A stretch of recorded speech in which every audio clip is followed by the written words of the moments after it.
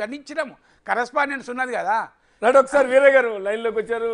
Good evening Veeraiah గారు. అంటే ఇక్కడ ప్రధానంగా ఒకటి, ప్రధాని సభలో మోడీ ప్రధానమంత్రిగా ఉన్న సభలో ప్రోటోకాల్ ప్రకారం ముఖ్యమంత్రి హాజరయ్యి ఆ సందర్భంగా చేసిన వ్యాఖ్యలు పెద్దన్నలాగా ఉండాలి, పెద్దన్న దేశానికి ఆ రకంగా రాష్ట్రాలు ఫెడరల్ స్ఫూర్తితో ఆ రకంగా అన్ని రాష్ట్రాలకి నిధులు ఇవ్వాలి, మహారాష్ట్రానికి రావాల్సిన ఇప్పటివరకు సహకరించినందుకు ధన్యవాదాలు, కొత్తగా ఈ విషయాలు ఏవేవైతే ఉన్నాయో అవన్నీ వాళ్ళు ఇచ్చినటువంటి దరఖాస్తులు ఉన్నాయి.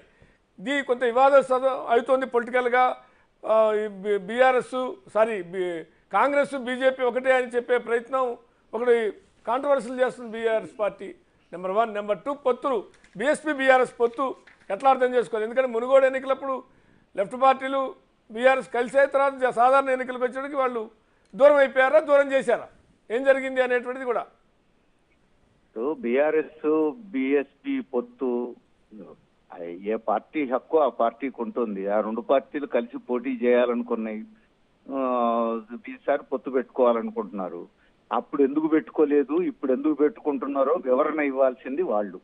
ఇప్పుడు మునుగోడు ఎన్నికలప్పుడు లేదా శాసనసభ ఎన్నికలప్పుడు పెట్టుకోలేదు, ఇప్పుడు పెట్టుకుంటున్నారు. అప్పటికి ఇప్పటికీ వచ్చిన మార్పు ఏంది, అది బీఎస్పీ నాయకులు చెప్పాలి, బీఆర్ఎస్ నాయకులు చెప్పాలి. దాని మీద నేను కామెంట్ చేయదలుచుకోలేదు. కానీ ప్రధానమంత్రి వచ్చిన సందర్భంగా రేవంత్ రెడ్డి మాట్లాడిన విషయం పెద్దన్న అనేటువంటిది, ఈ ఇష్యూ మీద ఆధారపడి బీజేపీ కాంగ్రెస్ ఒకటే అని చెప్పేసి బీఆర్ఎస్ చెప్పడం, బీజేపీ కాంగ్రెస్ ఒకటే అని బీఆర్ఎస్ చెప్పినా, బీఆర్ఎస్ బీజేపీ ఒకటేనని కాంగ్రెస్ చెప్పినా అది అర్థరహితం. వాళ్ళ రాజకీయ విభేదాలతోటి అనవసరమైనటువంటి ఆరోపణలు చేయడం తప్ప బీఆర్ఎస్ బీజేపీ ఒకటని చెప్పడానికి ఆధారాలు లేవు, బీజేపీ కాంగ్రెస్ ఒకటని చెప్పడానికి ఆధారాలు లేవు. ఇవి రాజకీయ దుగ్ధతో చేసుకునేటువంటి ఆరోపణలు. ఇప్పుడు మరి రేవంత్ రెడ్డి గారు పెద్దన్న అన్నారు, అనొచ్చా అని అంటే రాజ్యాంగంలో పెద్దన్న ఎక్కడుందండి పోస్టు? పెద్దన్నలు చిన్నన్నలు లేవు రాజ్యాంగంలో. ప్రధానమంత్రి ఉన్నాడు, ముఖ్యమంత్రి ఉన్నారు, కేంద్రం ఉంది, రాష్ట్రాలు ఉన్నాయి, రాష్ట్రాల హక్కులు అధికారాలు, ఫెడరల్ రాజ్యాంగం ఇవి ఉన్నాయి. ఇక్కడ పెద్దన్న అనేటువంటి భాషే ఆశ్చర్యకరంగా ఉంది నాకైతే. రేవంత్ రెడ్డి గారు పెద్దన్న అని చెప్పేసి అని అనవసరమైన వివాదానికి అవకాశం ఇచ్చారు. రాబోయే పార్లమెంట్ ఎన్నికలు రాజకీయంగా కొట్లాడబోతున్నారు, దేశంలో మతోన్మాదానికి వ్యతిరేకంగా పోట్లాడబోతున్నారు, మోడీని గద్దెదించేటువంటి లక్ష్యంతో పోతున్నారు. సరిగ్గా ఆ సమయంలో రేవంత్ రెడ్డి గారేమో మోడీని పెద్దన్న అంటున్నాడు, మోడీనేమో ఆ బహిరంగ సభలో 400 సీట్లు మాకే ఇవ్వండి, తెలంగాణలో 17 మాకే ఇవ్వండి అంటున్నాడు. ఇలాంటి సమయంలో రేవంత్ రెడ్డి గారు ఏం సిగ్నల్ ఇచ్చారు? అందుకని చాలా పొరపాటు మాట్లాడారు, జాగ్రత్త తీసుకోవాలి. ముఖ్యమంత్రి స్థానంలో ఉన్న వ్యక్తి, కాంగ్రెస్ పార్టీకి అధ్యక్ష స్థానంలో ఉన్న వ్యక్తి, ఇలాంటి రాజకీయ విషయాలలో కొంచెం జాగ్రత్తగా ఆలోచించి అడుగులు వేయడం అవసరం. యథాలాపంగా మాట్లాడడం మంచిది కాదనేది నా సూచన. రైట్. అంటే ఇంకొక అంశం సంబంధించినటువంటిది కూడా, అంటే ప్రభుత్వం కూలిపోతుంది, మా ప్రభుత్వం మళ్ళీ మనం 6 నెలల్లో మనమే వస్తాం అనే దాని మీద కూడా కొద్దిసేపటి క్రితం పాలమూరు బహిరంగ సభలో మన ముఖ్యమంత్రి రియాక్ట్ అయ్యారు. అంటే పట్టుమని 3 నెలలు కూడా ఈ ప్రభుత్వాన్ని ఉండనివ్వరా, ఏం నేరం చేశారని ఈ ప్రభుత్వం ఉండదు, పడిపోతుంది, మళ్ళీ మేమే అధికారంలోకి వస్తాం అని కామెంట్ చేయడాన్ని ఆయన తప్పుపడుతున్నారు. ఎట్లా అర్థం చేసుకోవాలి? ఖచ్చితంగా ఎవరైనా తప్పు పట్టాల్సిందే, మీరైనా నేనైనా తప్పు పట్టాల్సిందే. అసలు ఎన్నికలు అయ్యి ఇంకా ప్రభుత్వం వచ్చిందో లేదో 6 నెలలే ఉంటది ఈ ప్రభుత్వం అని అప్పుడే అన్నారు బీఆర్ఎస్ నాయకులు. చాలా బాధ్యతారహితమైన మాట కదా.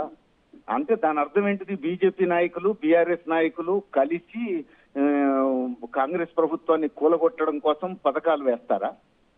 అదేనా బీఆర్ఎస్ లైను? లేదు బీజేపీతో మేము కలవం అన్నారనుకోండి, బీజేపీతో కలవకుండా బీఆర్ఎస్ కాంగ్రెస్ గవర్నమెంట్ ను కూలదొస్తారా? అంటే కాంగ్రెస్ ఎమ్మెల్యేలను కొనుగోలు చేస్తారా? ఎట్లా అర్థం చేసుకోవాలి? అందుకని చాలా పొరపాటు వైఖరి, అది రాజ్యాంగ విరుద్ధమైన వైఖరి, అప్రజాస్వామికమైన వైఖరి. ఇట్లాంటి ధోరణి బీఆర్ఎస్ మార్చుకుంటే మంచిది. ఇప్పుడు ఇట్లాంటి ధోరణి వల్లనే, తప్పుడు వైఖరుల వల్లనే ఎన్నికల తర్వాత ఇంకా తన పునాది చెదిరిపోతుంది బీఆర్ఎస్. రేపు మొన్న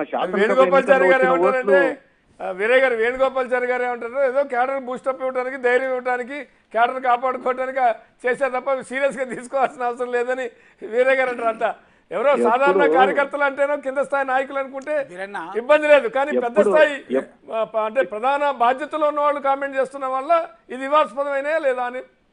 ఎప్పుడు క్యాడర్ ని తక్కువ అంచనా వేయకూడదు. బూస్టప్ చేయడం కోసం ఏది పడితే మాట్లాడితే నాయకత్వం ఏమాత్రం మెచ్యూరిటీ లేకుండా ఉందా అని అనుకుంటారు క్యాడర్. అందుకని తక్కువ అంచనా వేయొద్దండి కేడర్ని. క్యాడర్ను బూస్టప్ చేయాలి అని అంటే తప్పులు తప్పని ఒప్పుకోవాలి, సరిదిద్దుకోవాలి. ఏదైనా మిస్అండర్స్టాండింగ్స్ ఉంటే దాన్ని వివరించాలి. ఆ రూపంలో క్యాడర్కు కాన్ఫిడెన్స్ ఇవ్వాలి. అంతే తప్ప ఉన్నాయి లేనట్టు లేని ఉన్నట్టు చెప్తే క్యాడర్కు ఉత్సాహం వస్తుంది అనుకుంటే అది పొరపాటు. అదే వేరే. అందుకనే పార్లమెంటరీ పార్టీ సమావేశాల్లో కూడా మళ్ళీ ప్రస్తావన ఎక్కడ రాలే, మీరు అబ్జర్వ్ చేసి రావచ్చు. ఫస్ట్ 2-3 మీటింగ్లలో నీరాశం ఉన్నసారి ఎట్లా ఏంటి అన్న ఆలోచనలతోటి మాట్లాడారు. కానీ తర్వాత మళ్ళీ అదే సభలలో 5 సంవత్సరాలు ప్రభుత్వం ఉండాలి, ప్రజలు ఎన్నుకున్న ప్రభుత్వము, మమ్మల్ని ప్రతిపక్ష పార్టీగా కూర్చోబెట్టింది, మేము ఖచ్చితంగా 5 సంవత్సరాలు ప్రతిపక్ష పార్టీలో ఉంటాం, ప్రభుత్వం 5 సంవత్సరాలు పరిపాలించాలి. కాకపోతే స్ట్రెస్ ఏం చేస్తున్నామంటే మీరు ఇచ్చిన హామీలు నిలబెట్టుకోండి. 100 రోజులు అన్నారు, 100 రోజులు హైయెస్ట్ సీలింగ్ నిలబెట్టుకోండి. దాని కొరకు మేము ప్రతిపక్ష పార్టీగా మాకు ట్రయల్ అవకాశం ఇచ్చారు కనుక మేము నిలదీస్తాం ప్రభుత్వాన్ని మాత్రం అంటున్నాం ఈరోజు అందరూ నాయకులు. ఆ లైన్ మీద ఉండండి సార్, అంతే ఆ లైన్ మీద ఉండండి, అది కరెక్ట్. సరేనా, నేను మీ ద్వారా కోరుతున్న కేటీఆర్ చెప్పి మా కరీంనగర్ లోక్సభ పరిధిలో క్యాడర్ బూస్టప్ కోసం మా దళితుల్ని బీసీ ఎమ్మెల్యేలను విమర్శించాడు, దాన్ని వెనక్కి తీసుకోమని చెప్పాను అన్న. నువ్వు కూడా బీసీ గంగుల కమలాకర్ బీసీ కాదన్న, రసమై బాలకృష్ణ కరీంనగర్ లోక్సభ అట్లే లేదు. బీసీ ఎస్సీలకు